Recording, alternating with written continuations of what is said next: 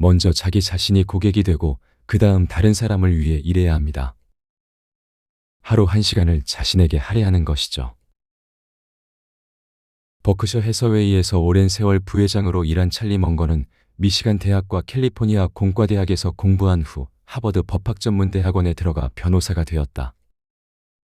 하지만 변호사만으로는 만족하지 못하고 부업으로 부동산 개발 등의 투자에도 나섰고 그러다 1959년 버핏을 만났다. 버핏을 처음 만난 날 멍거는 버핏에게 그리 큰 기대가 없었다. 그러나 잠시 이야기를 나눈 것만으로도 버핏이 보통 사람이 아니라고 느꼈고 이후 둘은 급속도로 가까워졌다. 버핏 또한 멍거가 자신과 비슷하다고 느꼈다. 멍거도 버핏처럼 자립을 위해 일찍이 부자가 되기를 꿈꾸었으며 성공을 위해 달이 달린 책이라 불릴 만큼 많은 책을 읽으며 노력해왔기 때문이었다. 멍거는 나에게 가장 중요한 고객은 누구일까라고 문득 생각했다. 그리고 그건 바로 자기 자신이라고 확신했다. 그래서 매일 1시간씩 자신을 위해 일하기로 했다. 아침 일찍 시간을 만들어 건설과 부동산 개발에 관한 일을 한 것이다. 모두가 일을 본받아 먼저 자기 자신이 고객이 되고 그 다음 다른 사람을 위해 일해야 합니다. 하루 1시간을 자신에게 할애하는 것이죠. 자신에 대한 투자를 아끼지 않는 자세. 그것이 버핏과 멍거가 가진 공통된 성공 법칙이었다. 투자의 세계에는 삼진 아웃이 없습니다. 1969년 버핏은 투자조합의 해산을 발표했다. 버핏의 투자조합은 엄청난 운용 성적을 거두었지만 일명 고고시대라 불리는 거품 경제를 비롯해 버핏이 눈여겨보는 기업과 이용할 수 있는 기회는 틀림없이 줄어들고 있었다. 파트너들의 자금을 운용하려면 투자는 계속할 수밖에 없다. 그러나 투자할 기회가 없을 때 억지로 투자하는 것은 버핏의 방식이 아니었다. 버핏은 자신이 좋아하는 야구를 예로 들어 이렇게 설명했다. 투자의 세계에는 삼진 아웃이 없습니다. 투자자는 배트를 들고 타석에 섭니다. 그러면 시장이라는 이름의 투수가 공을 정중앙으로 던집니다. 예를 들면 제너럴 모터스 주식 47달러에 어떠냐 하는 느낌으로 말이지요. 만약 47달러에 살 결심이 서지 않는다면 타자는 그 기회를 가만히 보고 넘겨야 합니다. 야구라면 여기서 심판이 스트라이크라고 외치겠지만 투자의 세계에서는 아무도 뭐라 하지 않습니다. 투자자가 스트라이크 판정을 받는 건 헛스윙을 했을 때뿐이지요. 투자자는 다른 사람이 보기에 아무리 치기 좋은 공이라도 마음에 들지 않으면 배트를 휘두를 필요가 없다. 자신이 잘 치는 공, 좋아하는 공이 올 때까지 언제까지고 기다리면 된다. 심지어는 다른 투자자나 월가 등이 관심을 주지 않는 공이라도 자신에게 맞는 공이면 자신있게 배트를 휘두르면 된다. 다른 사람이 욕심을 낼 때는 조심하고 다른 사람들이 두려워할 때는 욕심을 내라. 벤저민 그레이엄과 버핏은 진정한 투자자라면 자신이 군중과 정반대로 매매하고 있다는 데서 만족감을 느끼기 마련이라고 생각했다. 1962년 1월 버핏은 11개의 파트너십을 해산하고 투자조합을 하나로 통합했다. 순자산은 720만 달러에 달했다. 같은 해 3월 마침내 주식시장이 급락해 지난 몇 년 사이 가장 낮은 가격이 되자 버핏에게 또 다른 기회가 찾아왔다. 주가 하락으로 거의 타격을 입지 않았던 그에게는 가장 욕심을 내야 할 순간이었다. 다른 사람이 욕심을 낼 때는 조심하고 다른 사람들이 두려워할 때는 욕심을 내라. 버핏은 파트너에게 보내는 편지에 전통적인 투자 방식과 비교하면 우리의 방식은 상당히 덜 위험해 보인다라고 썼듯이 욕심껏 승부를 걸었다. 이후에도 버핏은 같은 방식을 취했다. 1970년대에 들어서 제록스와 코닥을 중심으로 크게 올랐던 주가가 하락하기 시작하며 시장 관계자들이 겁먹기 시작했을 때 버핏은 낮은 금리로 조달한 자금을 인기주가 아닌 워싱턴 포스트 같은 저렴한 주식에 투자했다. 다른 사람이 욕심을 낼 때는 신중하게 행동하고 다른 사람이 의심에 빠져 있을 때는 풍부한 자금을 토대로 훌륭한 저가 주식을 손에 넣었다. 이처럼 버핏은 늘 월가와 정반대의 방식을 택했다.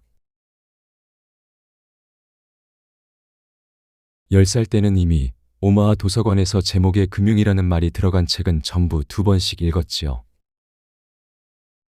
버핏은 엄청난 독서광으로도 잘 알려져 있다. 단순히 많이 읽는 수준을 넘어 10살 때는 이미 오마하 도서관에서 제목에 금융이라는 단어가 들어간 책은 모두 2번씩 읽었지요라고 말할 정도다. 어린 시절부터 손에 닿는 책과 관심 가는 책은 모두 반복해서 읽는 것이 그의 독서 방식이었다. 그가 꼭 금융 관련 책만 읽은 것은 아니다. 경마에 빠져있던 시절에는 하원 의원이었던 아버지에게 부탁해 의회 도서관에서 우승마 예측에 관한 책 수백 권을 빌리기도 했다. 이런 습관은 대학과 대학원을 거치면서도 이어졌다. 주식과 투자에 관한 책은 모두 탐독했으며 어떤 책은 저자보다 내용을 더 깊이 이해하고 있을 때도 있었다. 버핏에게 투자자로서 큰 성공을 거두려면 어떻게 해야 하나요? 라고 묻는다면 그는 늘 이렇게 대답했다. 닥치는 대로 읽어야 합니다.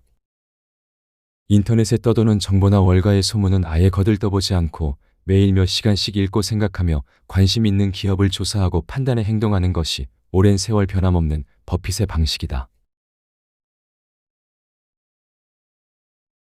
저는 학생들에게 이런 질문을 자주 합니다. 같은 반 친구 중 한 명에게 투자한다면 누구에게 하겠는가? 이때 나는 가장 실행력이 강한 사람을 선택할 겁니다. 인생에서 성공을 거두려면 무엇이 필요할까? 버핏은 학생들에게 이런 질문을 자주 던진다. 같은 반 친구 중 한 명에게 투자한다면 누구에게 하겠는가? 그러면 여러 가지 대답이 돌아온다. 가장 성적이 좋은 사람, 좋은 학교에 입학할 것 같은 사람, 좋은 기업에 취직할 것 같은 사람, 몸매나 외모가 뛰어난 사람, 또는 나중에 개그맨이 되어도 되겠다 싶을 만큼 재미있는 사람도 후보가 될 수 있다. 하지만 버핏은 다르게 답했다.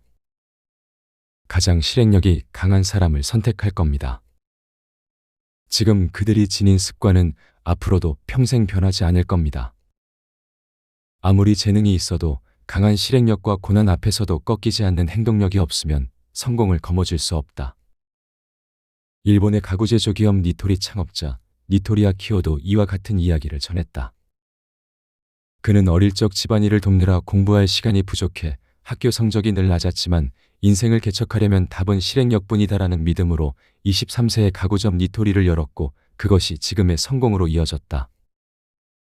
누군가는 머릿속으로 생각하는 것보다 입 밖에 내는 것이 적고 행동으로 옮기는 것은 더 적다라고 말했지만 버핏의 말처럼 성공에 가장 가까운 사람은 결국 스스로 행동하는 사람이다. 그러니 일찍부터 스스로 실행하는 습관을 들이는 것이 중요하다. 그레이엄은 시장에서 가격은 당신과 함께 회사를 경영하는 미스터 마켓이라는 변덕스러운 남자에 의해 결정된다라고 설명했습니다. 버핏은 벤저민 그레이엄으로부터 다음 3가지 철칙을 배웠다. 1. 주식은 기업의 일부를 소유하는 권리이다. 2. 투자할 때는 안전마진을 이용해야 한다. 3. 미스터 마켓은 주인이 아니라 하인이다. 특히 미스터 마켓의 변덕에 휘둘려서는 안 된다는 것은 버핏이 중요하게 여기는 철칙 중 하나다. 미스터 마켓은 기업의 바람직한 면에만 눈길이 쏠리는 탓에 아주 높은 가격을 매기는가 하면 때로는 몹시 침울해져서 기업의 어두운 전망만 보고 아주 낮은 가격을 매기기도 한다. 버핏이 중시하는 기업의 진정한 가치와 미스터 마켓이 매기는 가격에는 대부분 큰 차이가 있다. 그러므로 사탕발림에 넘어가 주식을 사버리면 골치 아픈 일이 벌어지니 섣불리 다가가지 말고 진정한 가치를 꿰뚫어 보아야 한다. 배는 결산서의 숫자만 들여다보았지만 저는 장부에 적히지 않은 자산이나 눈에 보이지 않는 자산에 주목했습니다. 버핏은 그레이엄의 사상을 계승하는 사람이기는 하지만 그레이엄에게 없던 것을 더해 한층 뛰어난 투자 실적을 남겼다. 1963년 버핏은 공장과 같이 눈에 보이는 자산을 보유하지 않은 아메리칸 익스프레스라는 기업에 주목했다. 이제 막 미국인에게 카드가 필수품이 되기 시작한 시기였다. 아메리칸 익스프레스의 자회사이자 식물성 기름 정제 회사인 얼라이드 크루드 베지터블 리파이닝이 물의를 일으켜 도산하자 아메리칸 익스프레스의 주가는 순식간에 바닥으로 곤두박질 쳤다. 회사가 살아남을 수 있을지 전망이 불투명하다는 소문까지 돌기 시작했다. 그러나 버핏은 달랐다. 시간을 들여 오마하의 레스토랑과 가게를 확인하며 회사에 대한 신용이 조금도 저하되지 않았음을 확인했다. 아메리칸 익스프레스는 앞으로도 강력한 브랜드의 힘을 유지하며 성장하리라 확신한 버핏은 주식에 적극적으로 투자했다. 그는 이렇게 생각했다. 저는 훌륭한 기업이나 경영진에게 높은 값을 매겨도 된다고 생각하게 되었습니다. 배는 결산서의 숫자만 들여다보았지만 저는 장부에 적히지 않은 자산이나 눈에 보이지 않는 자산에 주목했습니다. 지금도 아메리칸 익스프레스는 버크셔 해서웨이의 투자처다. 정말 이 머리에 30만 달러를 들여야 하나? 버핏에게 투자란 소비를 뒤로 미룬다는 뜻이었다. 만약 손안에 있는 100달러로 소비를 하면 100달러가 사라지지만 소비를 미뤄 복리로 운용하면 5년 뒤, 10년 뒤에 얼마로 불어날지 모른다는 것이 버핏의 복리식 사고법이었다. 이런 사고법을 버핏은 어린 시절에 읽은 백만장자가 되는 1000가지 비밀에서 배웠다. 1000달러를 연이율 10%로 운용하면 5년에 1600달러 이상, 10년에 2600달러 이상, 25년 뒤에는 1800달러가 넘어간다. 오늘 가지고 있는 1달러도 몇 년 뒤에는 10배가 되니 적은 돈이라고 해서 가볍게 써버리는 것은 어리석은 짓이라고 버핏은 생각했다. 결혼 후 셋째가 태어나려던 무렵 버핏은 난생 처음 집을 샀다.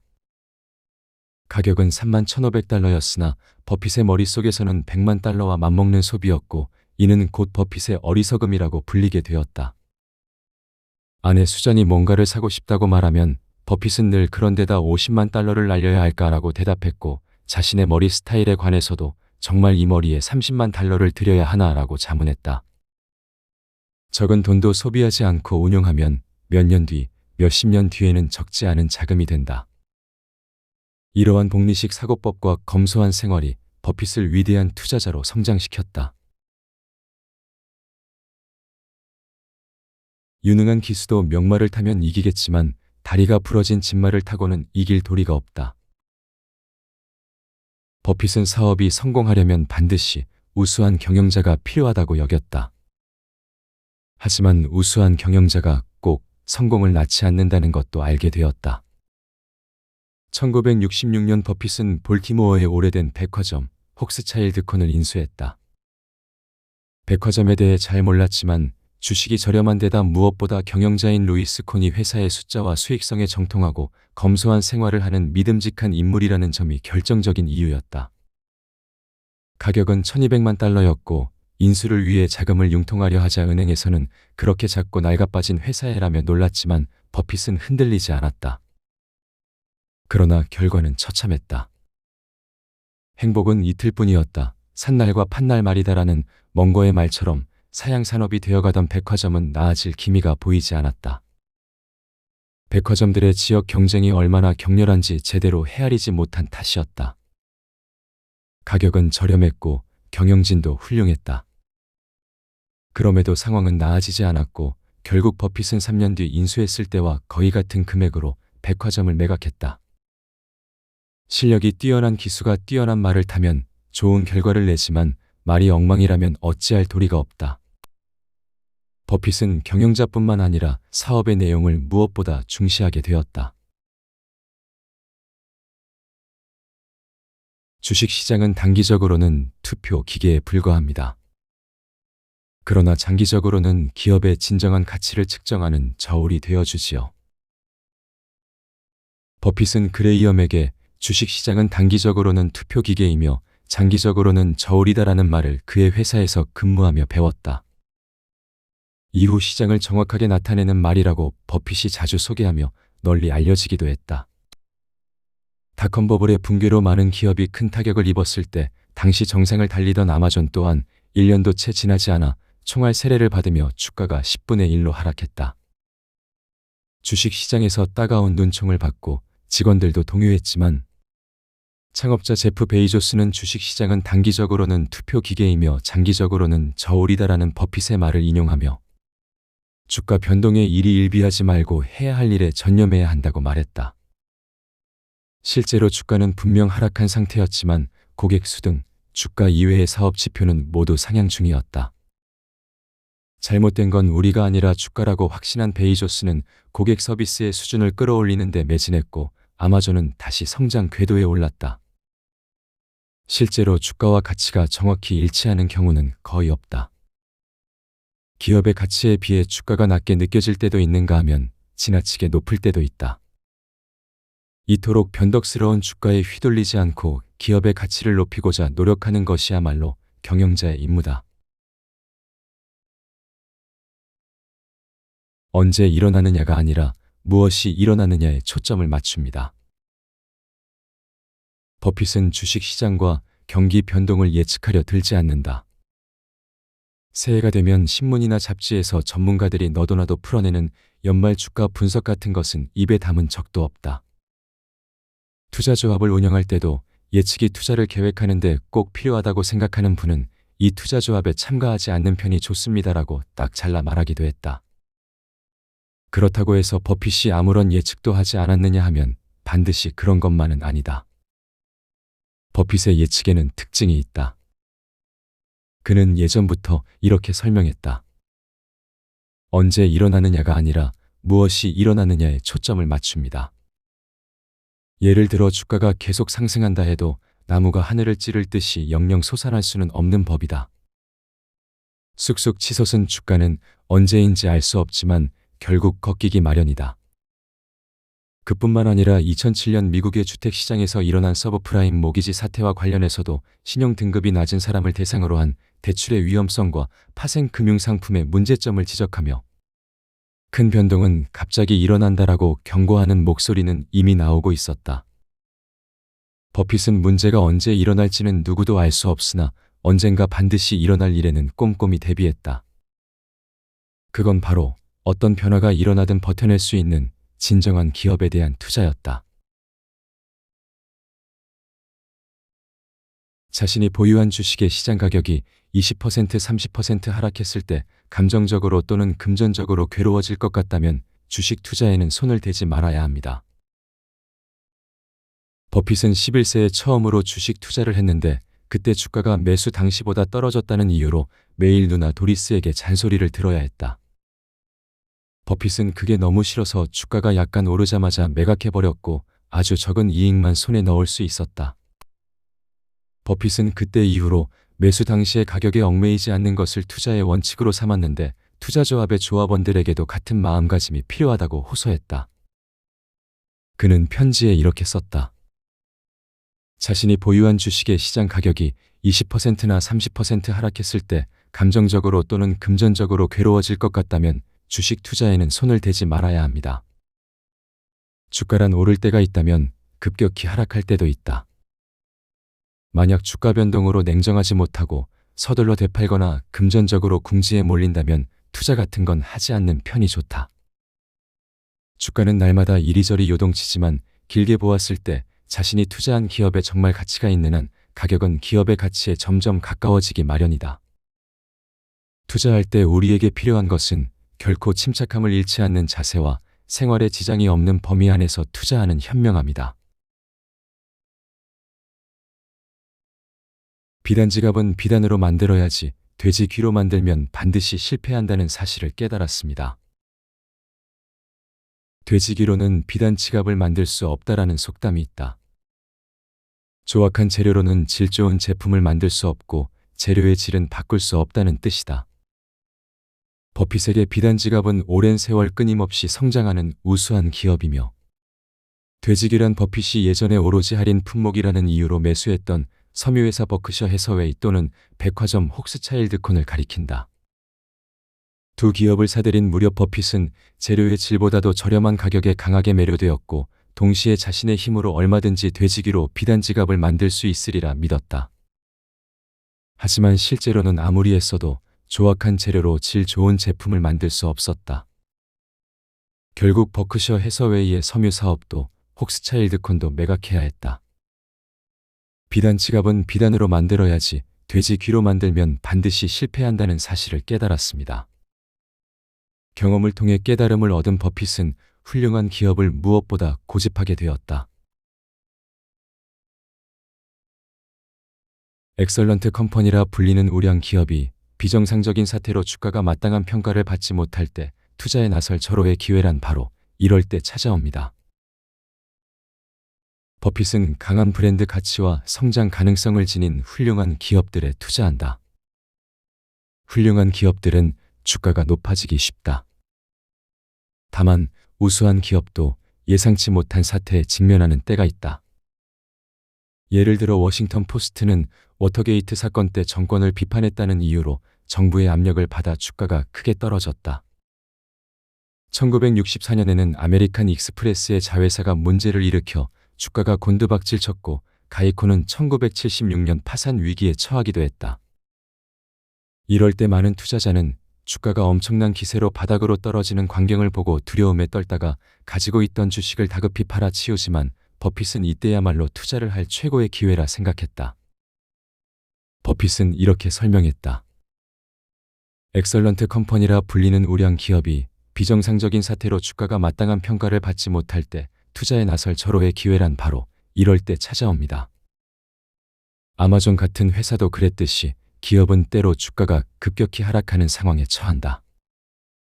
그럴 때는 당황하거나 좌절하지 않고 기업의 진정한 가치를 냉정하게 꿰뚫어보는 힘이 필요하다. 머지않아 기업의 진짜 가치가 주가에 반영하게 될 것이라는 믿음이 바로 버핏의 흔들리지 않는 원칙이다. 그저 그런 기업을 훌륭한 가격에 사는 것보다 훌륭한 기업을 그저 그런 가격에 사는 것이 훨씬 낫습니다. 1971년 시즈캔디를 인수한 것은 버핏의 투자 스타일이 크게 변화했음을 상징하는 사건이다.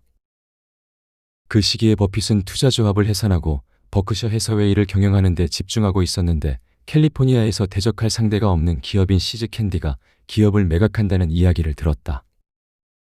버핏은 예전부터 여러 제과회사를 눈여겨보기는 했지만 가치에 비해 가격이 다소 높다고 생각했다. 그러자 담배꽁초 투자를 선호하는 버핏을 대신해 성장주 기업을 높이 평가하는 멍거가 발벗고 나섰다. 시즈캔디는 자산이 500만 달러임에도 3천만 달러를 요구했다. 버핏에게는 비싸게 느껴졌지만 시즈캔디의 브랜드와 명성, 상표, 고객의 신뢰 같은 보이지 않는 가치를 평가하는 멍거는 타당한 금액이야 관리자도 수완이 좋고라며 버핏을 설득했고 결국 회사를 인수하기로 결정했다.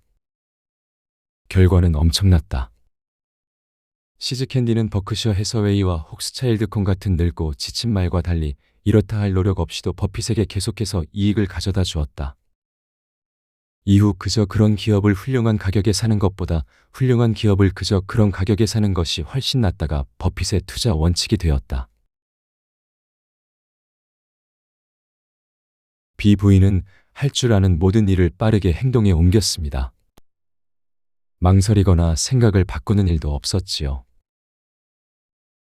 퍼니처 마트의 B 부인 로즈 블럼키는 버핏에게 늘 멋진 성공의 귀감이었다. B 부인은 러시아의 가난한 집안에서 태어나 제1차 세계대전이 발발한 이후 3개월 가까이 고생한 끝에 미국으로 건너왔다. 영어를 할 줄 모르는 B 부인은 러시아어가 통하는 오마하로 이주했다. 남편을 대신해 가게를 맡은 B 부인은 경비를 한 개까지 줄이고 매입원가의 10%를 얹어 파는 박리담의 방식으로 1980년대 초 가게를 북미 최대의 가구 판매점으로 성장시켰다. 버핏은 영어도 거의 못하고 맨몸이나 다름없었던 B 부인의 성공을 이렇게 평가했다. B 부인은 할 줄 아는 모든 일을 빠르게 행동에 옮겼습니다. 망설이거나 생각을 바꾸는 일도 없었지요.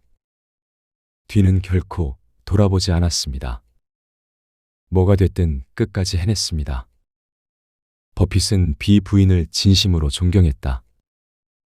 B 부인이 100세를 맞이한 생일날 버핏은 그녀를 위해 노래를 불렀고 B 부인이 새로 단장하던 지방의 극장에 100만 달러를 기부했다. 성공에 필요한 것은 자신이 무엇을 잘하는지 알고 열정을 가지고 그저 한결같이 계속하는 것이다. 그러면 수중에 아무것도 없어도 비부인처럼 근사한 성과를 올릴 수 있다. 버핏은 비부인을 보고 그렇게 실감했다. 벤저민 그레이엄을 아는 사람은 많지만 그의 이론을 실행에 옮기는 사람은 얼마 되지 않습니다. 투자의 세계에서 살아가는 사람 중에 벤저민 그레이엄의 이름을 모르는 사람은 거의 없을 것이다. 그런데 그레이엄이 쓴 현명한 투자자는 투자의 바이블로 지금도 널리 읽히지만 그의 투자 원칙을 충실히 실행하는 사람은 그리 많지 않다. 그레이엄은 1976년 타계했는데 그때 약 300만 달러의 자산을 남겼다. 그레이엄의 제자인 버핏의 자산은 현재 1000억 달러가 넘는다. 그럼에도 그레이엄의 원칙을 따르는 사람이 적다는 사실은 버핏에게 엄청난 의문이었다. 벤저민 그레이엄을 아는 사람은 많지만 그의 이론을 실행에 옮기는 사람은 얼마 되지 않습니다. 버핏 또한 자신의 투자 원칙을 공개적으로 밝힌다. 모두 쉽게 배우고 실행할 수 있는 내용이건만 마찬가지로 그 원칙대로 투자하는 사람도 많지 않다. 우리를 아는 사람은 많지만 우리 방식을 따라 하는 사람은 많지 않은 듯합니다. 이는 버핏에게는 결코 나쁜 일이 아니다. 시장에서 유행하는 이론을 추종하다가 실수하는 사람이 늘면 늘수록 현명한 투자자의 기회는 늘어나기 때문이다. 모두가 유행하는 이론을 좇을수록 그레이엄 도드 마을은 더욱 풍요로워진다. 오늘의 투자자는 어제의 성장에서 이익을 얻지 못합니다. 버핏은 투자할 만한 기업을 찾기 위해 늘 어마어마한 양의 자료를 살핀다. 다만 스승을 떠올리며 배는 결산서의 숫자만 들여다보았다라고 이야기했듯이 결산서의 숫자만 보고 모든 것을 이해할 수 있다고 생각하지는 않았다. 연금 기금을 운용하는 펀드 매니저들은 과거의 기록을 토대로 투자 여부를 판단하는데 버핏은 그런 방법을 백미러를 보며 차를 운전하는 것과 같다고 여겼다. 버핏의 또 다른 스승인 필립 피셔는 재무통계 분석이 과거 흐름을 파악하고 가치를 기준으로 저평가된 주식을 찾는 데 도움을 주지만 기업의 가장 중요한 요소인 미래 성장 가능성은 알려주지 않는다고 믿었다. 과거보다 미래를 아는 것이 얼마나 중요한지를 버핏은 이렇게 표현했다. 당연한 이야기지만 오늘의 투자자는 어제의 성장에서 이익을 얻지 못합니다. 과거에 얼마나 이익을 냈고 얼마나 좋은 기업이었는지와 상관없이 앞으로의 변화에 대응하지 못하면 모든 것이 헛수고가 된다. 미래에 대한 투자를 게을리하면 경쟁력 또한 급속도로 저하된다. 그러므로 투자할 때는 과거의 숫자에만 매달리지 말고 기업이 미래를 위해 어떤 준비를 하고 있는지, 오래도록 성장할 수 있는지를 알고자 노력해야 한다. 만능 선수가 될 필요는 없지만 자신의 한계가 어디까지인지는 알 필요가 있습니다. 버핏의 투자 원칙 중에는 자신의 능력 범위 안에서 자기가 제대로 이해하는 기업에만 투자한다라는 규칙이 있다. 그때 반드시 지키는 것은 능력 범위를 벗어나지 않고 무리해서 능력 범위를 넓히려 하지 않는 것이다. 다시 말해 자신이 잘 아는, 깊이 이해하는 분야의 기업에 집중 투자한다는 뜻인데 버핏은 회사를 경영할 때도 이런 생각을 일관되게 지켰다. 버크셔 해서웨이가 소유하거나 투자하는 기업은 아주 많고 업종도 각양각색이다. 버핏은 버크셔의 회장이지만 각 기업의 경영자에게 이래라 저래라 간섭하지 않는다. 소유하기는 하나 관리하려고 들지 않는 것이다. 그렇게 행동하는 데는 이유가 있다. 만능 선수가 될 필요는 없지만 자신의 한계가 어디까지인지는 알 필요가 있습니다. 버핏이 잘하는 일은 자본을 움직여 합리적인 사업에 투자하는 것, 즉 자본 배분이다. 경영자로서 혁신을 일으키거나 어려운 사업을 재건하는 데는 자신이 없었다. 잘하는 일이 아님에도 지나치게 참견하면 문제가 일어나기 십상이다. 산하의 기업을 모두 관리하기란 애초에 불가능하기도 하다. 자신이 어떤 일을 잘하고 어디까지가 한계인지 알고 행동했기에 버핏도 버크셔 해서웨이도 성공을 거둘 수 있었다. 모든 걸 생각할 필요는 없습니다.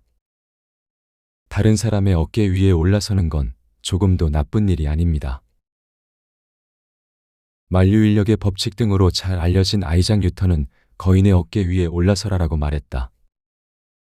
보통 선조들이 쌓아 올린 학문과 기술이 있기에 위대한 무언가를 창조할 수 있다는 뜻으로 인용한다. 지금의 버핏은 세계 최고의 투자자이자 전 세계의 투자자들이 그 기술을 배우려 할 정도로 대단한 존재이지만 과거에는 버핏도 벤저민 그레이엄이나 필립 피셔 그리고 거든 워틀스 같은 투자자들에게 가르침을 얻고 그들의 지혜에 편승해 성공을 거두었다. 버핏이 말하기를 워틀스는 어떤 회사의 주식을 싸게 사고 그 회사가 다른 회사를 싸게 사고 또 다른 회사를 사는 방법으로 많은 기업을 소유했다고 하는데 버핏은 워틀스의 방식을 배워 버크셔 해서웨이를 이와 닮은 조직으로 만들고자 했다. 워틀스는 제가 하고자 한 일을 먼저 보여준 모범이었습니다. 꼭 큰 돈을 얻는다는 보장은 없지만 이익이 날 것이라는 건 알 수 있었지요. 모든 걸 생각할 필요는 없습니다. 다른 사람의 어깨 위에 올라서는 건 조금도 나쁜 일이 아닙니다. 버핏은 선조들의 어깨 위에 올라 그들을 훌쩍 뛰어넘었다. 사람들은 대부분 다른 사람이 한다는 이유로 주식 투자에 관심을 갖습니다. 하지만 사실은 다른 사람이 하지 않을 때 관심을 갖는 것이 가장 좋습니다. 1929년 대공황의 방아쇠를 당긴 인물이라 일컬어지는 전설의 투기왕 제시 리버모어의 신조는 다음과 같다. 대중과 같은 버스를 타고 있어도 때가 되면 언제든 뛰어내릴 수 있도록 준비 자세를 취한다. 그리고 설령 반대 방향으로 나아가는 결과가 되더라도 두려워하지 않는다. 같은 해 미국의 경기는 최고조에 달했고 주식시장에는 쉽게 이득을 얻으려는 사람들이 끝없이 달려들었다. 대중에게 이 시기의 주식시장은 마치 요술방망이처럼 보였지만 모두가 그렇게 여길 때 리버모어는 반대로 행동하고 있었다. 투자와 인연이 없던 사람들이 주식시장으로 몰려들고 금융이나 투자와 관계없는 잡지에서 투자를 특집으로 다루기 시작했다면 최고조에 이르렀던 시장이 이미 정점을 찍은 뒤라는 이야기는 이미 유명하다. 버핏은 이렇게 충고한다. 사람들은 대부분 다른 사람이 한다는 이유로 주식 투자에 관심을 갖습니다. 하지만 사실은 다른 사람이 하지 않을 때 관심을 갖는 것이 가장 좋습니다. 이미 인기 있는 주식을 사봤자 높은 이익은 남길 수 없습니다. 투자에 성공하고 싶다면 다른 사람과 반대로 나아갈 용기도 필요하다. 만약 자꾸 물이 새는 배를 타고 있다면 새는 곳을 막으려고 애쓰기보다는 새로운 배로 갈아타는 편이 훨씬 생산적입니다. 버핏이 버크셔 해서웨이의 주식을 사기 시작한 것은 1962년이고 경영권을 차지한 것은 1965년이었다. 그 후로 버핏은 이미 경쟁력을 잃기 시작한 섬유회사를 어떻게든 일으켜 세우려 자본을 투입하고 온갖 노력을 기울였지만 20년 뒤인 1985년 섬유 사업을 접고 투자회사로 방향을 완전히 전환했다. 버크셔를 인수할 당시 북부의 섬유 공장은 남부 섬유 공장에 비해 경쟁력이 떨어졌고 회사의 섬유 부문도 머지않아 정리해야 할 듯 보였지만 버핏은 켄 체이스와 게리 모리슨에게 회사를 맡기면 더 좋은 성적을 올릴 수 있으리라 믿었다. 그의 바람대로 성적은 일시적으로 올랐으나 섬유 사업은 결국 단 한 번도 이익을 남기는 사업이 되지는 못했다. 그럼에도 버핏은 섬유 사업을 계속하겠다고 말했다. 머지않아 자신의 큰 실수를 깨달은 버핏은 결국 버크셔의 섬유 부문을 정리하기로 결정했는데 이때 좋은 결과를 내기 위해서는 노를 어떻게 젓느냐가 아니라 어떤 배에 올라탈지를 미리 꼼꼼히 조사하는 것이 중요하다라는 원칙을 얻었다. 그의 말처럼 만약 자꾸 물이 새는 배를 타고 있다면 새는 곳을 막으려고 애쓰기보다는 새로운 배로 갈아타는 편이 훨씬 생산적이다. 저는 참을성과 냉정함이 IQ보다 중요할지도 모른다고 생각합니다. 투자로 성공을 거두기 위해서는 어떤 능력이 필요할까? 버핏은 다음 4가지를 얘기한다. 첫 번째, 재무회계와 부기에 관한 지식, 즉 기업의 활동을 이해하고 재무제표를 읽을 줄 아는 능력. 두 번째, 어느 정도의 열정. 세 번째, 참을성. 네 번째, 냉정함. 그 중에서도 참을성과 냉정함을 가장 강조한다. 저는 참을성과 냉정함이 IQ보다 중요할지도 모른다고 생각합니다. 왜 지식과 지능보다 참을성과 냉정함이 필요할까? 주식시장은 가끔 집단적 히스테리에 사로잡힐 때가 있는데 그때 다른 사람들을 따라 레밍이 되느냐 혹은 자신의 판단에 따라 위치를 지키느냐에 따라 투자의 성과가 크게 좌우되기 때문이다. 현명한 투자자가 되려면 흥분과 공포에 휩쓸리지 않는 냉정함과 참을성이 반드시 필요하다. 아무리 우수한 두뇌를 지녔어도 흥분에 쉽게 휩쓸려서는 실패만 맛보게 된다. 버핏은 참을성과 냉정함이 곧 성공으로 이어지는 가장 중요한 자질이며 이 두 가지 능력이 있다면 이따금 시장을 덮치는 집단적 히스테리의 영향을 피할 수 있다고 말했다. 배가 둥근 지구 위를 항해하고 있어도 지구가 평평하다고 믿는 이들은 여전히 많습니다. 시장에서는 가격과 가치의 괴리가 계속해서 나타날 테고 그레이엄과 도드의 책을 읽은 사람은 계속해서 성공을 거둘 겁니다.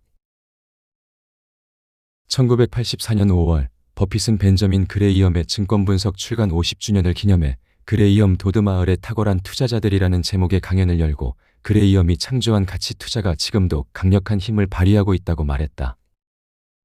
이 강연은 가격이 가치에 비해 낮아 안전마진이 큰 주식을 찾는 그레이엄과 도드의 증권 분석은 시대에 뒤떨어진 방식일까라는 물음에서 시작되었다.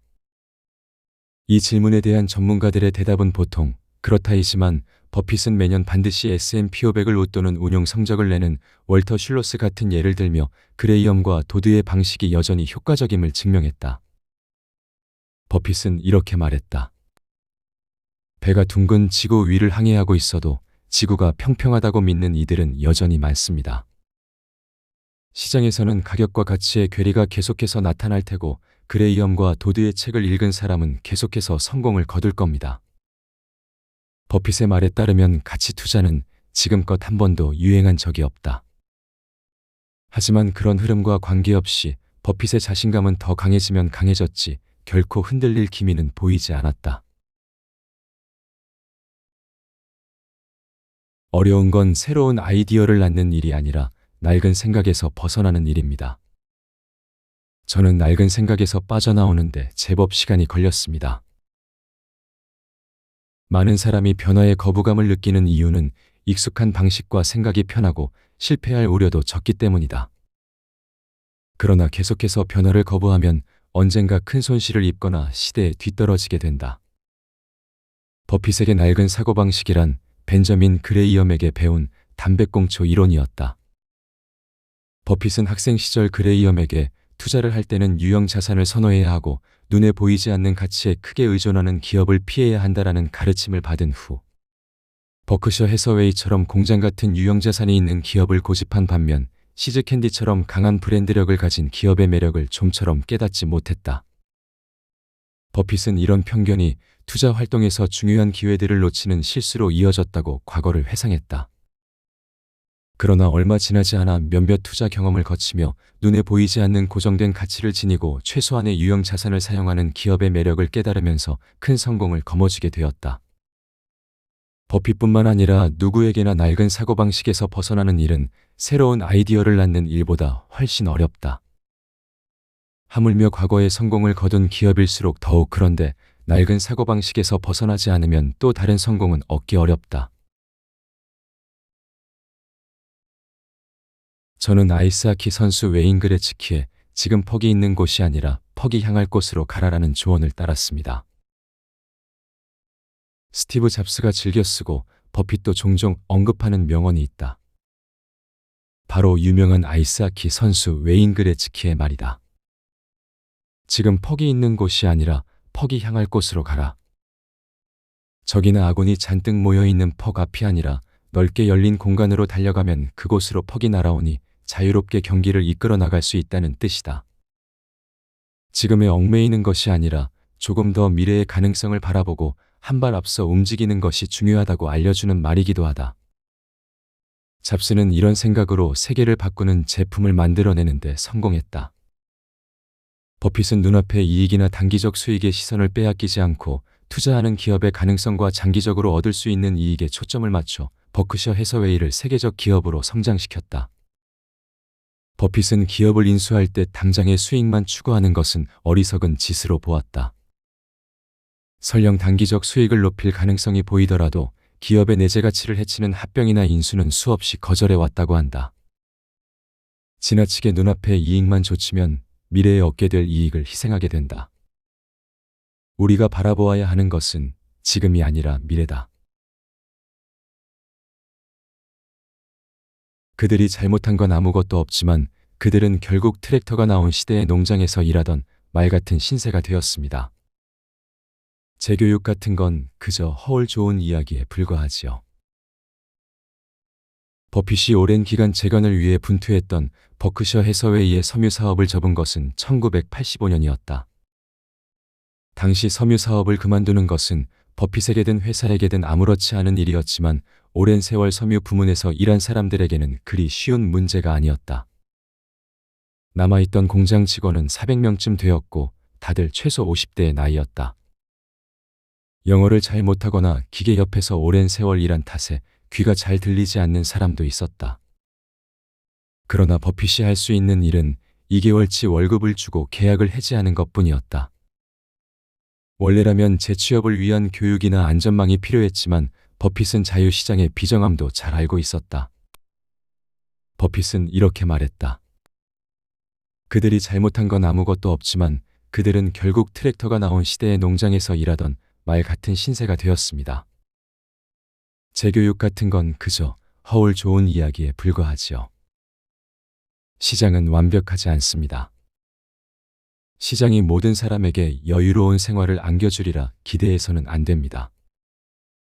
버핏은 훗날 가진 자의 의무를 강조하며 열심히 자선 사업에 임하게 되었는데 이때의 경험도 영향을 미친 듯하다. 기업의 가치평가란 그렇게 쉬운 일이 아닙니다. 하지만 몇 가지 업종에 초점을 맞추면 밸류에이션에 관해 제법 많은 지식을 얻을 수 있습니다. 버핏의 투자법에서 특히 중요한 부분은 어떤 순간이든 자신의 능력 범위를 엄격히 지키는 것이다. 본인의 능력 범위 안에 있는 기업에 초점을 맞추고 기업의 가치를 평가한 다음 가격과 차이가 커졌을 때 살 기회를 찾는다. 버핏이 능력 범위를 중시하는 이유는 어떤 상장 주식이든 진정한 가치를 계산할 수 있다고 말하는 사람이 있다면 그 사람은 자기 능력을 매우 과대평가하는 셈이기 때문이다. 버핏은 이렇게 말했다. 기업의 가치평가란 그렇게 쉬운 일이 아닙니다. 하지만 몇 가지 업종에 초점을 맞추면 밸류에이션에 관해 제법 많은 지식을 얻을 수 있습니다. 버핏에게도 모든 기업의 진정한 가치를 계산하기란 무척 어려운 일이다. 반면 능력 범위 안에 드는 기업은 진짜 가치와 가격의 차이를 빠르게 계산할 수 있으므로 판단은 5분이면 충분해진다. 물론 휴대전화 회사는 제때 사지 못했지요라고 회상했듯이 버핏의 이런 고집은 때로 기회를 놓치는 원인이 되기도 했지만 잘 아는 사업에 투자해야 리스크가 적다는 생각은 지금도 변치 않았다. 트랙터가 등장한 시기의 말이나 자동차가 등장한 시기에 말의 편자를 만들던 대장간 같은 입장이 되는 건 역시 즐거운 일이 아닙니다. 제조업이라는 분야에서는 때로 지금 있는 제품을 한순간에 과거의 유물로 바꿔버리는 혁명이 일어나기도 한다. 예를 들어 포드가 T형 포드를 대량 생산하면서 주된 이동수단이었던 말은 완전히 과거의 유물이 되었고 휴대전화가 보급되면서 무선 호출기 또한 과거의 유물이 되어버렸다. 또한 아이폰 같은 스마트폰이 널리 보급되자 기존의 휴대전화는 마치 먼 옛날의 물건처럼 변해버렸다. 이것이야말로 진보이며 이런 변화에 대응하지 않는다면 사람도 기업도 살아남지 못한다. 버핏도 1990년대 후반에는 한때 과거의 유물 취급을 당하기도 했는데 버크셔 해서웨이의 섬유 부문에서 일하는 사람들을 결국 잘라낼 수밖에 없었던 경험을 비롯해 과거의 유물이 된다는 것에 관해 이런 생각을 밝혔다. 트랙터가 등장한 시기의 말이나 자동차가 등장한 시기의 말에 편자를 만들던 대장간 같은 입장이 되는 건 역시 즐거운 일이 아닙니다. 버핏은 벤저민 그레이엄에게 배운 원칙을 지키면서도 필립 피셔의 성장주 이론 등을 절묘하게 조합해 성공을 거두었고 버크셔도 섬유회사에서 투자와 보험이 주요 사업인 회사로 변신하며 거대 기업으로 성장했다. 승리를 거두기 위해서는 이처럼 절묘한 변화가 반드시 필요하다. 투자를 할 때 대부분의 사람에게 가장 중요한 것은 내가 얼마나 아느냐가 아니라 오히려 내가 모른다는 사실을 정확하게 아는 것입니다. 버핏은 주주서원에서 20세기의 대표적인 경제학자 케인즈가 쓴 편지의 내용을 소개한 적이 있다. 자신감을 가질 만한 특별한 근거가 없음에도 자신이 거의 알지 못하는 여러 기업에 분산 투자하고서 리스크를 줄였다고 믿는 건 잘못된 생각이라네. 인간의 지식과 경험에는 의심의 여지 없이 한계가 있고 나 또한 완전히 확신을 가지고 투자할 수 있는 곳이 동시에 두세 곳 이상 존재했던 적은 거의 없지. 경제학의 거인 케인스조차도 이렇게 말했다.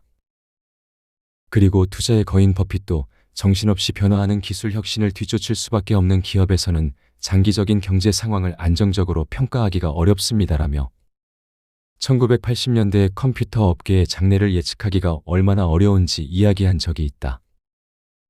케인스와 버핏은 자신의 능력으로는 예측하지 못하는 부분이 있음을 분명하게 자각하고 있다는 점이 무엇보다 대단했다.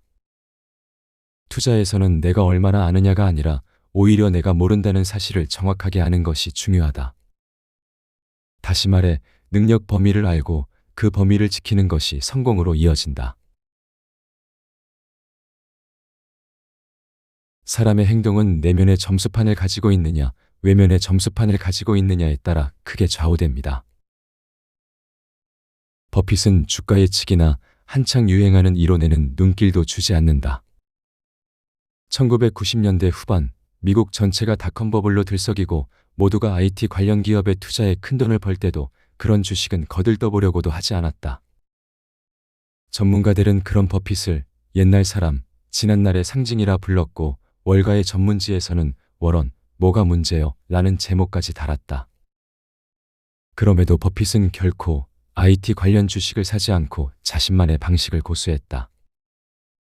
얼마 후 버블이 붕괴하자 주식시장에서는 수조 달러에 달하는 가치가 소멸했고 10만 명이 넘는 IT 관련 기업의 직원들이 일자리를 잃었다. 버핏이 옳았다는 사실이 증명된 셈이었다. 버핏은 어떻게 주변의 극렬한 비판과 유혹을 이겨낼 수 있었을까? 사람의 행동은 내면의 점수판을 가지고 있느냐, 외면의 점수판을 가지고 있느냐에 따라 크게 좌우됩니다. 내면의 점수판에 만족하면 마음은 흔들리지 않습니다. 이것이 버핏의 답이었다. 버핏에게 중요한 것은 다른 사람이 어떻게 생각하고 행동하고 평가하느냐가 아니라 직접 생각하고 스스로 결정한 규칙에 따라 투자하는 것이었다. 그건 유행이나 시대의 분위기에 좌우되는 것이 아니었다. 정말로 중요한 것만 골라내고 그 외에는 요령껏 거절하는 것도 중요하다는 조언이었죠. 빌 게이츠는 1991년에 버핏을 처음 소개받은 이후 버핏을 가장 좋은 의논 상대로 삼았다. 버핏은 마이크로소프트의 주식을 의리상 조금 가지고 있는 수준이었고 게이츠도 투자에 관해서는 묻지 않았는데 버핏에게 들은 최고의 조언은 이라는 질문에 빌 게이츠는 곧장 이렇게 대답했다. 정말로 중요한 것만 골라내고 그 외에는 요령껏 거절하는 것도 중요하다는 조언이었죠. 버핏을 처음 만났을 때 빌 게이츠는 몹시 바빴다. 산처럼 많은 회의에 참석하고 밤이면 하루에 100만 통 이상 날아오는 메일과 씨름하며 긴 답장을 썼다. 그리고 1년 중 4분의 1은 해외에 나가고 쉬는 날도 1년에 겨우 2주뿐이었다. 반면 버핏은 회의에는 거의 나가지 않고 전화도 적당히 감당할 수 있을 만큼만 받았다. 버핏에게 일이란 읽기와 생각하기 정도가 전부였다. 버핏을 처음 만난 날 버핏의 다이어리 속 일정표가 새하얗다는 것을 본 게이츠는 의미 없는 일에 시간을 들이지 않는 것이 중요하다는 교훈을 얻었다고 한다. 버핏은 정말 중요한 것이 무엇인지 가려내고 아무 의미 없는 일에는 절대 시간을 낭비하지 않았다. 그렇게 해서 만들어낸 시간이 곧 생각하는 시간이 되었고 그것이 훌륭한 결단의 토대가 되었다. 10년, 20년, 30년 후의 정신과 육체는 지금 내가 어떻게 행동하느냐에 따라 결정됩니다. 버핏은 이미 90이 넘었지만 지금도 버크셔 해서웨이를 운영하고 주주총회에서는 몇 시간에 걸친 주주와의 질의응답을 어려움 없이 소화하고 있다. 그야말로 경이로운 90대라 할 수 있는데 버핏은 사실 70세의 비결의 일부를 밝힌 적이 있는데 앞서 얘기한 요정이 준 자동차 이야기이다. 한 차를 평생 타야 한다면 누구나 차를 애지중지하고 녹이 슬거나 상처가 생기면 바로 고칠 것이다. 버핏은 우리 모두의 정신과 육체도 요정이 준 자동차와 같다고 이야기한다. 정신과 육체는 하나뿐이며 그것을 평생 써야 합니다. 단순히 오랜 세월 몰고 다니는 것뿐이라면 쉽겠지요. 하지만 정신과 육체를 소중히 여기지 않으면 40년 후에 너무 오래 탄 자동차처럼 삐거덕거리게 되지요. 그러니 지금부터, 오늘부터 당장 소중히 아껴야 합니다. 10년, 20년, 30년 후의 정신과 육체는 지금 내가 어떻게 행동하느냐에 따라 결정됩니다. 평생 현역처럼 활약하고 싶다면 자기 자신에게 아낌없이 투자하고 인생을 소중히 여기며 살아가야 한다. 굳이 건초더미에 파묻힌 바늘을 찾을 필요는 없지요. 눈앞에 바늘이 놓여 있을 때는 말입니다. 버핏은 1990년대 닷컴버블이 한창이던 때 IT 기업에 투자하지 않는다는 이유로 한물간 과거에 유산 취급을 당했다. 이처럼 버핏이 유행하는 기업이나 첨단 기술 기업에 투자하지 않은 것은 이때가 처음이 아니었다. 1960년대 미국이 고고시대라 불리는 거품 경기에 한껏 들떠 있을 때도 버핏은 제록스 같은 기업에는 눈길도 주지 않고 오로지 자신만의 길을 걸었다. 왜 첨단 기술이나 정보통신 기업에 투자하지 않느냐는 질문에 버핏은 우리가 급격하게 변화하는 업계의 미래를 예측할 수 있다고는 생각하지 않습니다라며 겸손한 태도를 보이고는 이렇게 딱 잘라 말했다. 그런 일보다는 더 단순한 안건을 다룹니다. 굳이 건초 더미에 파묻힌 바늘을 찾을 필요는 없지요. 눈앞에 바늘이 놓여 있을 때는 말입니다. 끊임없이 변화하는 시대에 지금 유행하는 것이 언제까지 살아남을지는 누구도 예상하지 못하지만 버핏이 투자한 데어리퀸의 아이스크림은 어지간한 실수를 하지 않는 이상 10년 후에도 많은 사람에게 사랑받을 것이다. 버핏에게는 빠삭하게 잘 아는 분야가 몇 가지나 있다. 가격과 가치의 차이도 쉽게 계산할 줄 안다. 그런 그가 너무나 빠르게 변화에 예측하기 어려운 기업에 투자할 이유는 어디에도 없었다. 우리가 성공한 이유는 2m 높이의 장애물을 뛰어넘을 능력이 있어서가 아니라 30cm 높이의 장애물을 열심히 찾았기 때문입니다. 버핏은 세계 최고의 투자자이지만 과거에는 쓰디쓴 실패도 몇 번 맛보았다. 볼티모어의 오래된 백화점 혹스차일드콘과 섬유회사 버크셔 해서웨이는 물론 US 에어 같은 기업도 기대한 만큼 큰 이익을 가져다 주지 못했다. 이런 경험을 통해 버핏이 배운 것은 어려운 상황에 놓인 사업을 되살리기란 몹시 어려운 일이라는 사실이었다. 설령 눈앞의 가격과 가치의 차이가 크다 해도 사업이 어려우면 아무리 애써도 회사를 일으켜 세우기는 힘들다. 그보다는 아무런 문제도 없는 유망한 사업을 그럭저럭 괜찮은 가격에 사야 번거롭고 가격이 저렴한 사업보다 훨씬 좋은 성과를 거둘 수 있다. 여기서 탄생한 것이 쉬운 투자를 하라라는 교훈이다. 버핏은 이렇게 말했다. 우리가 성공한 이유는 2m 높이의 장애물을 뛰어넘을 능력이 있어서가 아니라 30cm 높이의 장애물을 열심히 찾았기 때문입니다. 용을 피하면 용을 죽이는 것보다 좋은 결과를 얻을 수 있다.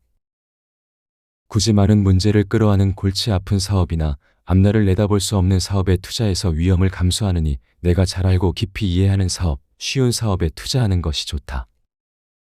그것이 버핏의 방식이자 성공의 비결이다. 투자자는 평생 구멍을 20번만 뚫을 수 있는 펀치카드라고 생각해야 합니다. 날마다 오르락내리락하는 주가에 큰 관심을 두지 않듯이 버핏은 다른 사람의 투자 제안 역시 잘 검토하지 않는다. 더욱이 불필요하다고 느껴지거나 자신의 능력 범위를 벗어나는 일이라고 판단되면 눈길조차 주지 않는다. 버핏은 주가 변동에 일희일비하거나 작은 일에 손을 대서 사소한 이익을 손에 넣는데 관심이 없다. 찰리와 저는 투자를 하면서 평생 동안 몇백 번이나 현명한 결단을 내리기란 어렵다는 사실을 아주 오래전에 깨달았습니다. 그래서 지나치게 현명해지기보다는 단 몇 번만이라도 올바른 판단을 내리는 전략을 택했지요. 실제로 지금은 1년에 한 번 좋은 생각이 떠오르면 충분하다고 여기고 있습니다. 그건 투자와 관련해 더욱 좋은 선택을 하기 위해서이기도 했다. 버핏은 학생들에게 이렇게 조언하곤 한다.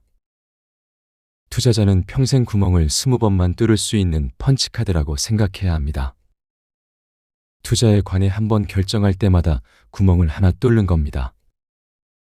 그러면 사소한 일에 손을 대는 것은 삼가게 됩니다. 자연히 결정의 질이 높아지고 중대한 결정을 내리게 되지요.